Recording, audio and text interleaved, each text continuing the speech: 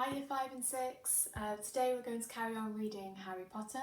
We are on chapter 9 part 1 and this chapter is called The Midnight Duel. So a duel is a historic word and it's basically a pre-arranged fight between two people in order to settle an argument or disagreement. Okay, so first of all let's have a little look at our Vipers questions for today. The answers can be found on your WordPress sites. So first of all, we've got a retrieval question. Why had Neville not been on a broomstick before? A summary question. It is clear that Harry and Malfoy have a really difficult relationship, especially in this chapter. Can you summarise how you know this? So maybe some of the words and phrases that the author uses to show this. And finally, a prediction question. What do you think will happen next? Will Dumbledore allow Harry onto the Quidditch team? Will he not?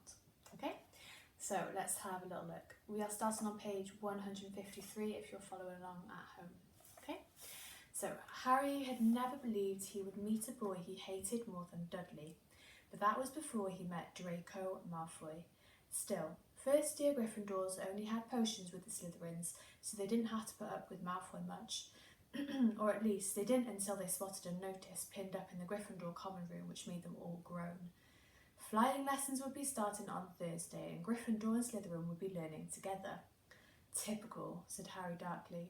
Just what I always wanted, to make a fool of myself on a broomstick in front of Malfoy. He had been looking forward to learning to fly more than anything else. You don't know you'll make a fool of yourself, said Ron reasonably. Anyway, I know Malfoy's always going on about how good he is at Quidditch, but I bet that's all talk. Malfoy certainly did talk about flying a lot. He complained loudly at first year of never getting in the house Quidditch teams and told long, boastful stories which always seemed to end with him narrowly escaping muggles in helicopters. He wasn't the only one though. The way Seamus Finnegan told it, he'd spent most of his childhood zooming around the countryside on his broomstick. Even Ron would tell anyone who'd listened about the time he'd almost hit a hang glider on Charlie's old broom. Everyone from Wisdom families talked about Quidditch constantly. Ron had already had a big argument with Dean Thomas, who'd shared their dormitory, about football. Ron couldn't see what was exciting about a game with only one ball where no one was allowed to fly. Harry had caught Ron prodding Dean's poster of West Ham football team, trying to make the players move. Neville had never been on a broomstick in all his life, because his grandmother had never let him near one. Privately, Harry felt she'd had a good reason, because Neville managed to have an extraordinary number of accidents, even with both feet on the ground. Hermione Granger was almost as nervous as flying as Neville was. This was something you couldn't learn by heart out of a book, not that she hadn't tried. At breakfast on Thursday, she bored them all stupid with flying tips she'd got out of a library book called Quidditch Through the Ages. Neville was hanging on to her every word, desperate for anything that might help him hang on his broomstick later. But everybody else was pleased when Hermione's lecture was interrupted by the arrival of some post. Harry hadn't had a single letter since Hagrid's note, something that Malfoy had been quick to notice, of course. Malfoy's eagle owl was always bringing him packages of sweets from home, which he opened gloatingly at the Slytherin table. A barn owl brought Neville a small package from his grandmother. He opened it excitedly and showed them a glass ball the size of a large marble, which seemed to be full of white smoke.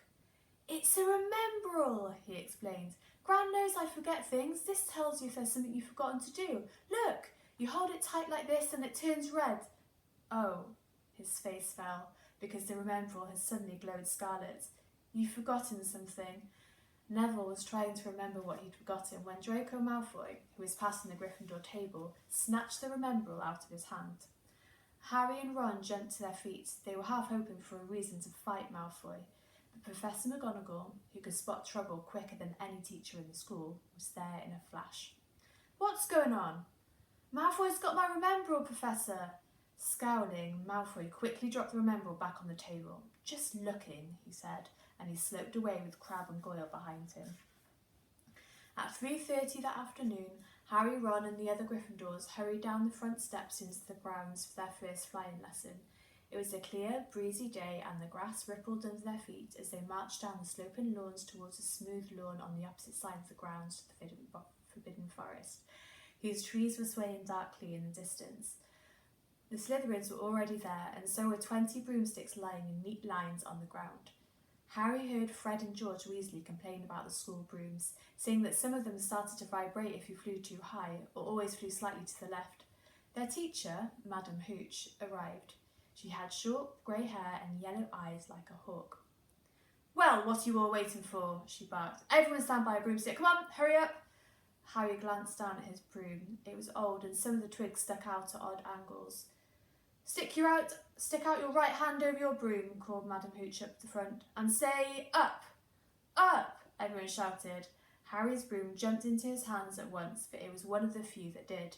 Hermione Granger's had simply rolled over on the ground, and Neville's hadn't moved at all. Perhaps rooms, like horses, could tell when you were afraid, thought Harry. There was a quaver in Neville's voice that said only too clearly that he wanted to keep his feet on the ground.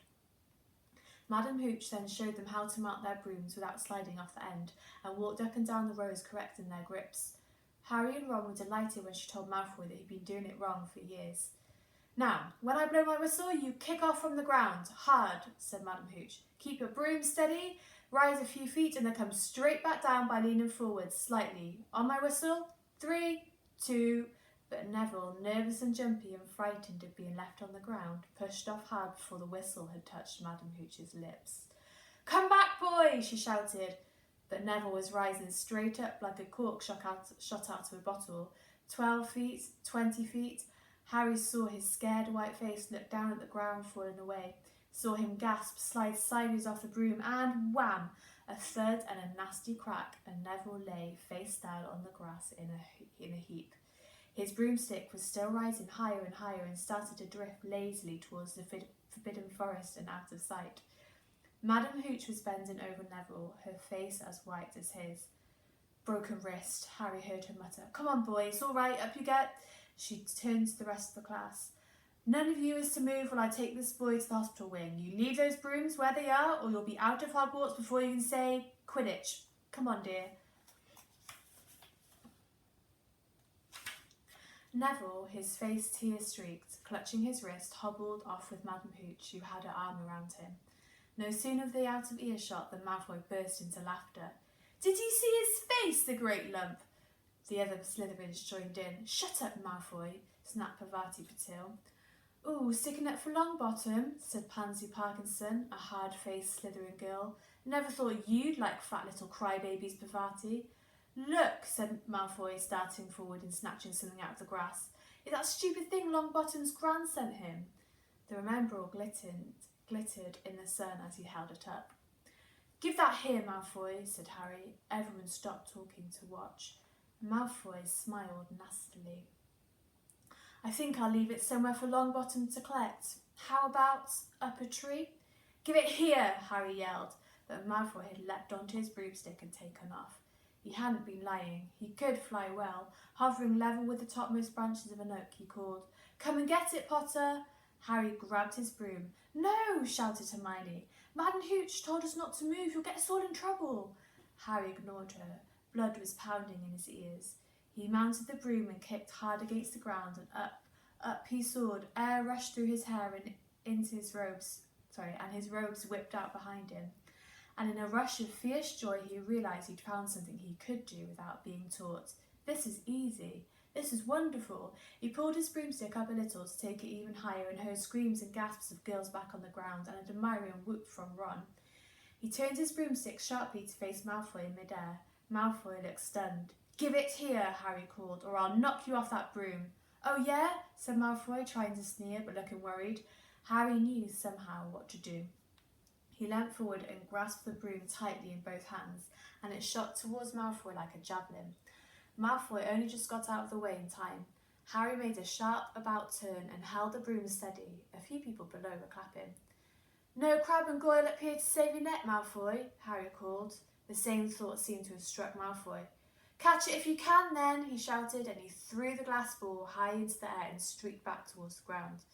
Harry saw, as though in slow motion, the ball rise up in the air and then start to fall. He leant forward and pointed his broom handle down. Next second, he was gathering speed in a steep dive, racing the ball, and the wind whistled in his ears, mingled with the screams of people watching. He stretched out his hand. A foot from the ground, he caught it, just in time to pull his broom straight. and he toppled gently onto the grass with the Rememberall clutched safely in his fist. Harry Potter! His heart sank faster than he'd just dived. Professor McGonagall was running towards them. He got to his feet, trembling. Never, in all my time at Hogwarts, Professor McGonagall was almost speechless with shock, and her glasses flashed furiously. How dare you? You might have broken your neck. It wasn't his fault, Professor. Be quiet, Miss Patil. But Malfoy, that's enough. Mr. Weasley, Potter, follow me, now. Harry caught sight of Malfoy, Crabbe and Goyle's triumphant faces as he left, walking numbly in Professor McGonagall's wake as she strode towards the castle. He was going to be expelled, he just knew it. He wanted to say something to defend himself, but there seemed to be something wrong with his voice. Professor McGonagall was sweeping along without even looking at him. He had to jog to keep up. Now he'd done it.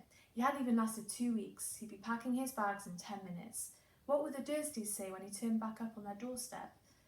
Up the front steps, up the marble staircase inside, and still Professor McGonagall did not say a word to him. She wrenched open the doors and marched along the corridors with Harry trotting miserably behind her. Maybe she was taking him to Dumbledore.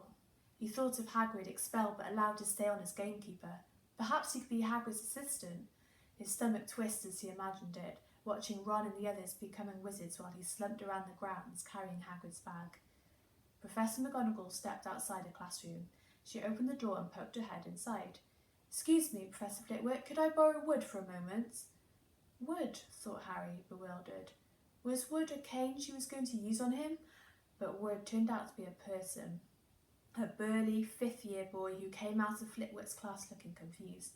Follow me, you two, said Professor McGonagall, and they marched up to the corridor, Wood looking curiously at Harry. In here. Professor McGonagall pointed them into a classroom which was empty, except for Peeves, who was busy writing rude words on the blackboard. Out, Peeves, she barked. Peeves threw the chalk into a bin, which clanged loudly, and he swooped out, cursing.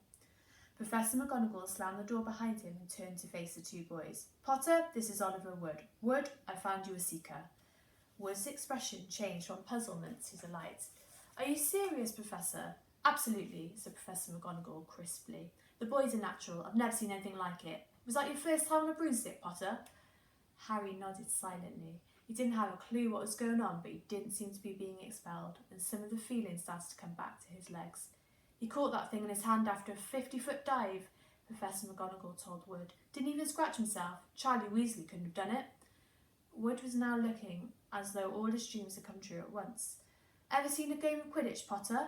He asked, excitedly. Wood's captain of the Gryffindor team, Professor McGonagall explained. He's just the build for a seeker too, said Wood, now walking around Harry and staring at him. Light, speedy, we'll have to give him a decent broom, Professor. A Nimbus 2000 or a Clean Sweep 7, I'd say. I shall speak to Professor Dumbledore and see if we can't bend the first year rule. Heaven knows we need a better team than last year. Flattened in that last match by Slytherin. I couldn't look at Severus Snape in the face for 2 weeks. Professor McGonagall peered sternly over her glasses at Harry. I want to hear your training hard, Potter, or I may change my mind about punishing you. Then she suddenly smiled. Your father would have been proud, she said. He was an excellent Quidditch player himself. And we will leave it there for today.